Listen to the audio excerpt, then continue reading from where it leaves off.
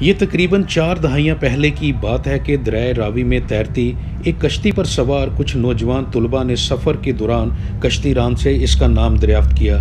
जवाब मिला आबिद हुसैन। तलबा ने अगला सवाल दागा, क्या तुम पढ़ते भी हो? कश्तीरान ने जवाब दिया, मैंने मैट्रिक किया है। अब आगे नहीं पढ़ना? एक तालिब इल्म ने फिर सवाल किया, क्या इससे आगे भी पढ़ते हैं? नौजवान मल्ला ने मासूमाना लहजे में सवाल करने वाले से हैरान होकर पूछा। जवाब मिला, हाँ, इसके बाद भी पढ़ते हैं और कॉलेज जाना पड़ता है। तुम तो अच्छी कश्ती चला लेते हो, तुम्हारा तो इसी खेल की बुनियाद पर भी दाखिला हो सकता है। और फिर वो कश्तीरान कुछ रोज़ बाद अपने कागजात लेकर गवर्नमेंट कॉलेज लाहौर पहुंच गया और इन तलबा में से एक से जाकर मिला और फिर इसका इसी कॉलेज में दाखिला हो गया। मगर इस नौजवान को उस वक्त शायद इल्म नहीं था कि इस दर्सगाह में दाखिला इसकी आने वाली ज़िंदगी को किस कदर मुतासर करेगा, क्योंकि तालिब इल्म आबिद हुसैन के लिए आबिद बॉक्सर बनने के सफ़र में ये दाखिला ही सबसे अहम कड़ी साबित होने वाला था।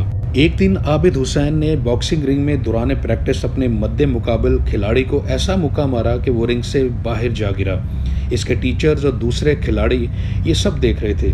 बस फिर इस रोज़ के बाद आबिद न सिर्फ कॉलेज की टीम में शामिल हो गया बल्कि इसी साल इंटर कॉलेज बॉक्सिंग टूर्नामेंट भी जीत लाया। 1988 में जब आबिद बॉक्सिंग के खेल में कई टूर्नामेंट जीतकर अपना नाम बना चुका था, पुलिस में भर्तियों का ऐलान हुआ और आबिद बॉक्सिंग की बुनियाद पर पुलिस में बतौर ASI भर्ती हो गया। अगले साल नेशनल गेम्स में पुलिस की तरफ से खेलते हुए बॉक्सिंग में गोल्ड मेडल जीतने पर तरबियत के दौरान ही आबिद को सब इंस्पेक्टर बना दिया गया। ये वो ज़माना था जब लाहौर में कई बड़े जराइम पेशा ग्रुप सरगर्म थे, जिनमें हनीफा लंबीवाला, शिफा बाबा, हमायूं गुज्जर, आतिफ चौधरी, अमीरुद्दीन उर्फ बिल्ला ट्रकावाला, जजी गोगी भट्ट और भोला सन्यारा जैसे नाम शामिल थे। लोग इन जराइम पेशा अफराद के नाम से ही डरते थे और उजरती कत्ल, रेप, डकैती और भत्ताखोरी की वारदातें भी आम थी। 1992-93 में आबिद बॉक्सर की तैनाती स्टाफ अफसर के तौर पर उस वक्त के SP कैंट मीर ज़ुबैर महमूद के साथ हुई। ये इनके पुलिस कैरियर में एक अहम मोड़ साबित हुआ, क्योंकि मीर ज़ुबैर के साथ तैनाती के दौरान ही आबिद हुसैन ने आबिद बॉक्सर बनने तक का सफ़र तय किया और ये तब्दीली फिर ज़िंदगी भर इसके साथ जुड़ी रही। मीर ज़ुबैर के साथ तैनाती के दौरान ही आबिद बॉक्सर ने एक इंतहाई मतलूब शिद्दत पसंद अब्दुल करीम को लाहौर में UET के सामने एक मुकाबले में हलाक किया। आबिद बॉक्सर ने खुद बताया कि अब्दुल करीम को 1991 में एक पुलिस नाके पर पकड़ा गया था। इसे उस वक्त के ASP मीर ज़ुबैर के सामने लाया गया तो वो कहने लगा कि साहब, मुझे एक भी जूता पड़ा तो मैं आपका घर बम से उड़ा दूंगा। मीर ज़ुबैर ने समझा शायद ये मजाक कर रहा है, लेकिन दोबारा पूछने पर इसने गुज़श्ता चंद बरसों में होने वाले बम धमाकों की तफसीलात दी और कहा कि वो बम हमने नस्ब किए थे।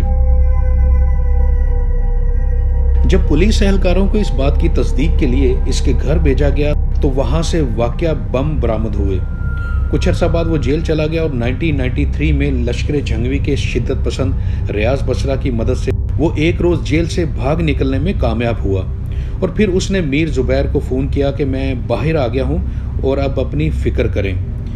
उन्होंने मुझे बुलाया और कहा कि इसे ढूंढूं। मैंने 2 माह तक इसकी रैकी की और फिर एक रोज़ जब मैं रिक्शे में रैकी कर रहा था तो UET के सामने वो एक मोटरसाइकिल से उतरा और मेरे रिक्शे के सामने आ गया और जैसे ही उसने देखा कि मैं रिक्शे में हूँ तो गोली चलाने लगा, लेकिन इससे पहले कि वो गोली चलाता मैंने फायर कर दिया और उसे मार डाला।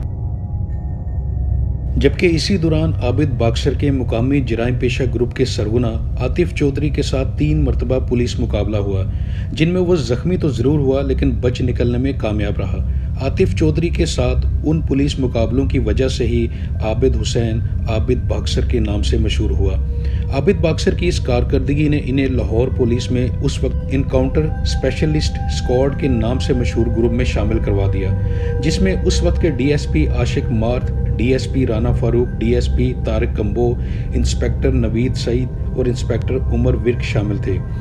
इस स्क्वाड के हाथों बहुत सारे गैंगस्टर का सफाया किया गया। 1990 के बाद स्टूडेंट लीडर्स के खौफनाक तंजीमी झगड़े शुरू हो चुके थे। इस दौरान पंजाब में दहशत की अलामत समझे जाने वाले टॉप 10 के मुखालफिन ने भी पुलिस को ही इनकी सुपारी देकर इन्हें अपना शूटर बना लिया और इन्हें जाली मुकाबलों में पार करवा दिया गया, जिनमें अंदरून लोहारी गेट का रिहायशी हनीफ उर्फ हनीफा और काली को गिरफ्तार करके शाहदरा काला खताई रोड पर इंस्पेक्टर राना फारूक ने जाली मुकाबला करके हलाक किया। इनके दो साथी मियां दाऊद और सना गुज्जर को शादबाद के इलाके में उसी रात जाली मुकाबला में मार दिया गया था। तालिब इल्म असद प्रिंस को राजगढ़ में वाक़या राना अकेडमी में इंस्पेक्टर आबिद बॉक्सर ने जाली मुकाबला में पार किया। शादबाग में बदनामे ज़माना सदीक मलंगी को भी आबिद बॉक्सर ने ही मुकाबला में मारा। रावलपिंडी से गिरफ्तार होने वाले आतिफ चौधरी को भी Rajgarh Rana academy inspector Akhtar पलवान, inspector Rana Munir ने मुकाबला करके मार दिया था। वादत रोड के इलाके में खाना खाते हुए गिरफ्तार होने वाले तालिब इल्म नदीम पोपा को इंस्पेक्टर अब्बास ने 3 साथियों समेत गिरफ्तार करके इचरा पास में ले जाकर मुकाबला करके मार दिया। नवाकोट से गिरफ्तार मन्ना ठाकर को इंस्पेक्टर मोहम्मद सैफ ने मुकाबला में मारा। साकिब लंगड़ा को मलिक खालिद ने गिरफ्तार करके मुकाबले में पार कर दिया। कोट लखपत जेल से टॉप 10 के दूसरे सरबरा मुबीन भट्ट को निकालकर इंस्पेक्टर उमर फारूक ने मुकाबला में पार कर दिया। तालिब इल्म रईस कालिया को गिरफ्तार करके इंस्पेक्टर शोएब जमान ने मुकाबला में मारा। मरूफ स्टूडेंट लीडर ताहिर प्रिंस को इसके मुखालफिन से साजबाज करके 5 स्टार होटल से तैराकी करते हुए गिरफ्तार करके बेदामी बाग ले जाया गया, जहां के सर्कल एएसपी जुबैर नवाज चट्ठा और एएसपी अहमद रजा ताहिर की मुबैना आशीर्वाद से इंस्पेक्टर इब्रार हुसैन ने बंद रोड पर जाली मुकाबला करके इसे मार दिया। ये पुलिस अफसरान और इनके अहलकार 1999 तक बहुत से ऐसे पुलिस मुकाबलों में शामिल रहे जिनमें जराइम पेशा अनासर की एक बड़ी तादाद हलाक हुई। एक अंदाजे के मुताबिक सिर्फ शहबाज शरीफ के पहले 2 वजारत आला के अदवार में 1000 के करीब जराइम पेशा अफराद को ऐसे ही पुलिस मुकाबलों में पार कर दिया गया था, जिनके हकीकी होने पर कई सवालात उठते रहे हैं। पुलिस जराये के मुताबिक 1993 से 1999 के दौरान सिर्फ आबिद बॉक्सर के हाथों 70 से जायद ऐसे पुलिस मुकाबलों में 100 से ज़्यादा जराइम पेशा अफराद मार दिए गए थे। जाली पुलिस मुकाबलों के बारे में बात करते हुए आबिद बॉक्सर का कहना था कि जराइम पेशा लोगों को पार करने की पॉलिसी हमेशा ऊपर से आती है और ये कोई तहरीरी शक्ल में नहीं होती। ऐसी पॉलिसियों का गाड़ियों की चेसी की तरह नंबर नहीं होता। इनका कहना था कि जब किसी मरीज का शुगर या कैंसर की बीमारी का लेवल आखिरी स्टेज पर चला जाए तो फिर इसे इलाज के लिए डिस्प्रिन नहीं दिया करते बल्कि ऑपरेशन की जरूरत पड़ती है। आबिद बॉक्सर ने यह भी कहा कि ये तासुर के पुलिस वाले बंदे इसलिए मारते थे कि बड़ा इनाम या तरक्कियां मिलती थी। हकीकत नहीं है। मैंने कई ऐसे लोगों को भी मारा जिन पर लाखों रुपए इनाम था, लेकिन मुझे महकमे से आज तक 1 रुपया भी नहीं मिला और ना ही कोई तरक्की मिली। फिर हालात ऐसे बदले कि खुद आबिद बॉक्सर पे मुकदमात कायम होने का एक सिलसिला शुरू हो गया और चंद बरस के अंदर इन पर जाली पुलिस मुकाबलों, कत्ल, जमीनों पर कब्जे जैसे इल्जामात की बुनियाद पर 1 दर्जन के करीब मुकदमात दर्ज हुए। आबिद बॉक्सर पर पहली FIR 1999 में ताहिर प्रिंस नामी शख्स की मुबैना पुलिस मुकाबले में हलाकत की बुनियाद पर दर्ज हुई और फिर यह सिलसिला बढ़ता ही चला गया। अक्टूबर 1999 में जनरल परवेज मुशर्रफ की नवाज शरीफ की हुकूमत के खिलाफ फौजी बगावत की वजह से पंजाब में शहबाज शरीफ की हुकूमत भी ख़त्म हुई, तो जहां मुबैना पुलिस मुकाबलों का सिलसिला थमा, वहीं ऐसे पुलिस मुकाबलों के लिए बदनाम पुलिस एहलकार जो जराइम पेशा नासर की हिट लिस्ट पे थे, एक एक करके मारे जाने लगे। इन अफसरान और एहलकारों में से सिर्फ उमर विर्क और आबिद बॉक्सर ही ऐसे 2 पुलिस अफसरान हैं जो जिंदा बचे हैं, लेकिन ऐसा नहीं है कि इन्हें मारने की कोशिश नहीं की गई। आबिद बॉक्सर की ज़िंदगी में वो लम्हे भी आए जब इन्हें महसूस हुआ कि एक इनकाउंटर स्पेशलिस्ट को शायद एक इनकाउंटर में ही मार दिया जाएगा। आबिद बॉक्सर ने बताया कि ये उस वक्त की बात है जब बाग बच्चा राजी केस में वो 3 माह से ज़ेरे हिरासत थे। तो अक्टूबर 1999 को उस वक्त के एक ASP चोंग लाहौर मीर जुबैर ने मुझे बताया कि 1-2 रोज़ में तुम्हें मार देंगे। इसी रोज़ सुपरिटेंडेंट कैंप जेल ने भी आकर यही बताया कि तुम्हें मारने वाले हैं। मैं सारी रात परेशानी के आलम में सो न सका और सोचता रहा कि मेरे बच्चों का क्या बनेगा। अगले रोज़ शाम के वक्त कुछ एहलकार आए और कहने लगे वुज़ू कर लें, आपको तफ्तीश के लिए लेकर जाना है। तब मैं समझ गया कि मुझे मारने के लिए ले जाया जा रहा है, वरना वुज़ू करवा कर कौन तफ्तीश करता है। मैंने दुआ की कि या अल्लाह मेरे बच्चों की हिफाजत करना। फिर थोड़ी देर बाद सुपरिटेंडेंट दोबारा भागता हुआ है कि इस मुल्क में मार्शल लॉ लग गया है और फौज आ गई है। इस तरह इस रोज़ मेरी जान बची। आबिद बॉक्सर के मुताबिक 2008 में जब दोस्त मोहम्मद खोसा वज़ीर आला मुंतखब हुए तो मुझे फिर इतला दी गई कि मुझे मार दिया जाएगा, तो मैं इसी रात दुबई चला गया। उनके मुताबिक इसके बाद 10 बरस का अरसा उन्होंने दुबई और बरतानिया में गुजारा। आबिद बाक्सर 2018 में इंतखाबात से कबल पाकिस्तान वापस आए और इनकी आमद के मौका पर ये खबरें गर्दिश करती रही कि इन्हें शहबाज शरीफ के खिलाफ इस्तेमाल करने के लिए लाया गया है। ताहम इस बारे में आबिद बाक्सर का कहना था कि इन खबरों में कोई सदाकत नहीं है, वो पाकिस्तान इसलिए आए हैं क्योंकि वो तवील अरसा से जलावतनी काट चुके थे और अब मुकदमात का सामना करके अपना नाम साफ करवाना चाहते थे। आबिद बाक्सर के बकौल अब इन पर कोई मुकदमा नहीं है और पहले दर्ज किए गए मुकदमों में से 2 में इन्हें बरी कर दिया गया, जबकि बाकी खारिज हो चुके हैं। कैरियर के दौरान जाली पुलिस मुकाबलों के अलावा मुख्तलिफ स्कैंडल्स और इल्जामात भी आबिद बाक्सर जैसे किरदार की ज़ात के साथ जुड़ते रहे। Police encounter specialist Abid boxer के ड्रीम गर्ल और थिएटर की डांसिंग क्वीन कहलाने वाली अदाकारा नरगिस के साथ ताल्लुकात की खबरें और फिर कुछ इख्तलाफात की बुनियाद पर मुबैना तौर पर अदाकारा का सर मंडवाने का वाक़या महीनों तक खबरों में रहा। अदाकारा नरगिस पर वहशियाना तशद्दुद किया गया था और इसके सर के बालों के साथ साथ भवें भी मोड़ दी गई थी। स्टेज अदाकारा नरगिस के साथ अपने अफेयर के मुतल्लिक बात करते हुए आबिद बाक्सर ने कहा कि जब वो सब्ज़ाज़ार थाने में बतौर SHO तैनात थे तो वहाँ नरगिस के खामन के केस में तफ्तीश के दौरान उनसे पहली मुलाकात हुई।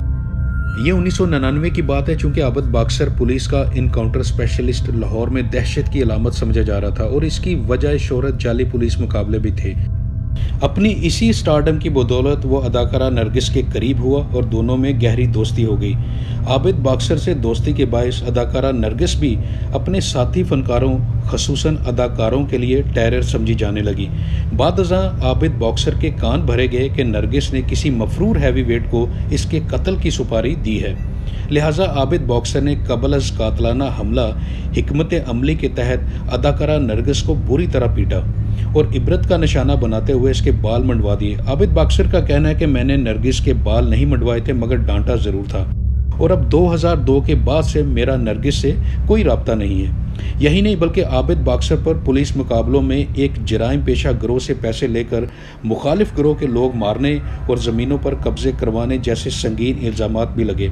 जब हुकूमत आपसे कुछ गलत काम लेती है तो कुछ गलत काम आप पैसे लेकर अपने लिए भी कर लेते हैं और कोई आपको पूछता भी नहीं। और आबिद बाक्सर भी ऐसा ही एक किरदार है। कभी किसी ने पूछा ही नहीं कि एक मतवस्त घराने से ताल्लुक़ रखने वाला आबिद बाक्सर अरबों रुपए का मालिक कैसे बना और पुलिस फोर्स में रहते हुए इसके पास इतना पैसा कहाँ से आया।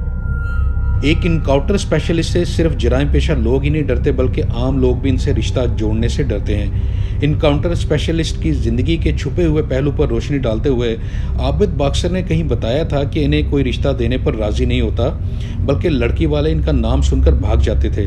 आबिद बाक्सर ने बताया कि 1997 में जब वो एक SHO लोहारी गेट में तैनात था तो एक रोज़ एक बड़ी अच्छी फैमिली से रिश्ता आया। लड़की डॉक्टर थी, वो खुश भी थे कि एक ही बेटा है, इंस्पेक्टर है और घर बार भी ठीक है। मैं इन्हें पसंद भी आ गया था और मेरी मंगनी भी हो चुकी थी। उसने बताया कि कुछ रोज़ बाद उस फैमिली ने मुझसे फ़ोन करके पूछा कि बेटा आपका असल नाम क्या है। मैंने कहा जी आबिद हुसैन।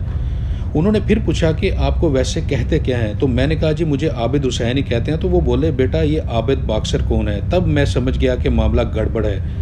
मैंने जवाब दिया जी मैं ही आबिद बाक्सर हूँ। इस पर उन्होंने कहा बेटा अपना लाइफस्टाइल तब्दील करें और वो रिश्ता तोड़ दिया गया। और एक फैमिली तो मेरे मुहाफ़िज़ों की तादाद देखकर दरवाजे से ही भाग गई थी, दूसरा मेरा नाम सुनकर। इसके बाद जब भी कोई फैमिली रिश्ता देखने घर पर आती तो हम सब पहले से ही बंदूकें छुपा देते और साथ ये दुआ करते कि रिश्ता हो जाए। जहाँ मेरी शादी हुई वो लोग मुझे पसंद करके चले गए तो मैंने अपने मामू को कहा कि मंगनी की बजाय निकाह कर लेते हैं, ऐसा ना हो कि इन्हें भी पता चल जाए कि मैं ही आबिद बाक्सर हूँ और ये रिश्ता टूट जाए। इन्हें बाद में पता तो चल गया लेकिन उस वक्त तक निकाह हो चुका था और हमने इन्हें इत्मीनान में भी ले लिया था कि बहुत सी बातें वैसे ही आबिद बाक्सर के साथ जोड़ दी गई हैं जिनमें सच्चाई नहीं है।